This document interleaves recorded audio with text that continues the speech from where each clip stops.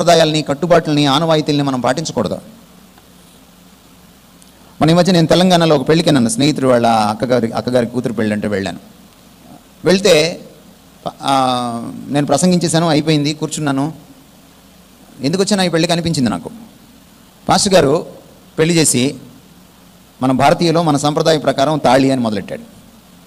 ఇప్పుడు కాస్త పాస్టర్లు చదువుకోండి, శాస్త్రాలు చదువుకోండి, వెళ్ళి మీరు ఊరికే భారతీయ సంప్రదాయం అనకండి, భారతదేశాన్ని చదవండి కాస్త. మళ్ళీ అన్నాడు,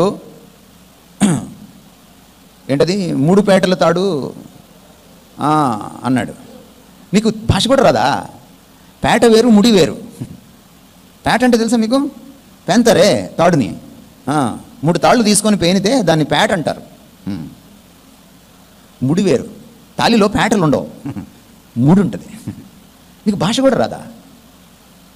ఏం చేయాలి మిమ్మల్ని? ఒక విగ్రహార్పితమైన అన్య సంప్రదాయాన్ని తీసుకొచ్చి కట్టుకుంటే కట్టుకో, తాలి నీ ఇష్టం, కట్టుకో, కానీ దీనికి ముడి పెట్టకు.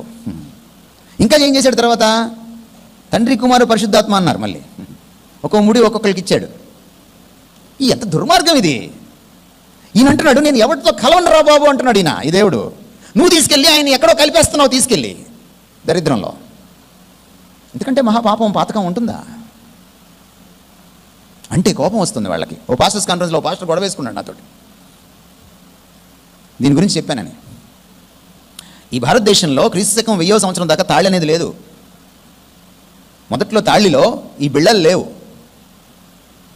ఒక నూలు వస్త్రాన్ని పేని దాన్ని పొడుగ్గా చేసి అమ్మాయి మెడలో వేసి అమ్మాయిని ఇంటికి తీసుకెళ్ళేవాడు.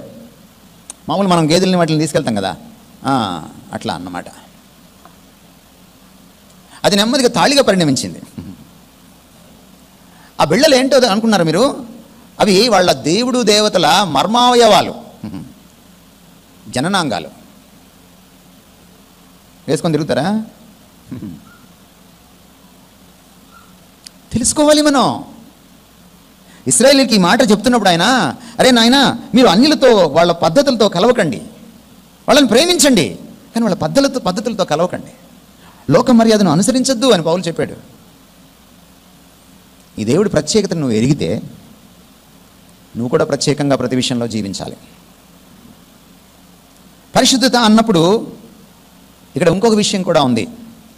దేవుడు పరిశుద్ధుడు అన్నప్పుడు మనం రెండవ కోణాన్ని మనం స్పృశించి ఆలోచన చేస్తే, ఈ దేవుడు పాపం పుట్టక ముందు నుంచే పరిశుద్ధుడు అని మనం ఎరగాలి.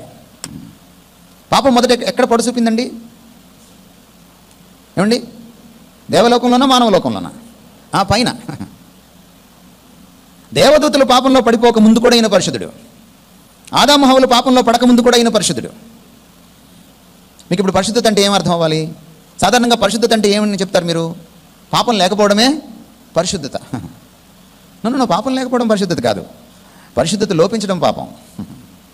ఎందుకంటే పరిశుద్ధత ముందు, పాపం తర్వాత వచ్చింది.